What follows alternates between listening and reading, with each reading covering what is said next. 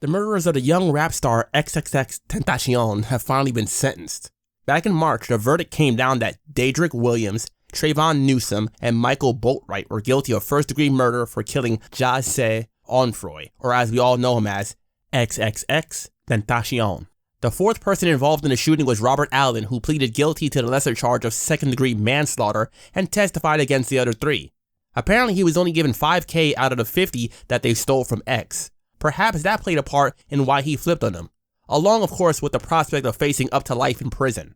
$50,000 split between 4 people is $12.5K each person. It doesn't take a calculator to get to that conclusion. The quote, "no honor among thieves," feels about right here. If they're willing to murder someone for money, I guess they're willing to rip each other off and flip on each other too. It's kind of funny that this is yet again another update regarding snitches. The Taxstone case, the Tekashi situation, and now this.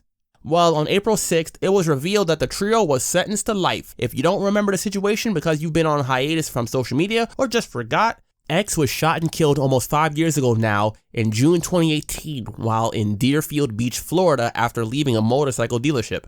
He was followed in by 2 of the 4 and then followed out and caught while attempting to leave the lot in his car and shot and robbed. I'm going to keep it real. I've been robbed before. Plenty of people have. But why did it have to turn to a murder? The robbery was bad enough. Mobb Deep got that classic track Give Up the Goods from the Infamous album, and in this case, X gave up the goods, but unfortunately gave up his life as well, or it was taken from him rather, at only 20 years old. Hopefully this conviction and sentencing gives his loved ones, family, friends, and fans some level of peace, and if nothing else, acts as a deterrent for all the other people out there that want to rob and kill rappers, or anyone else for that matter.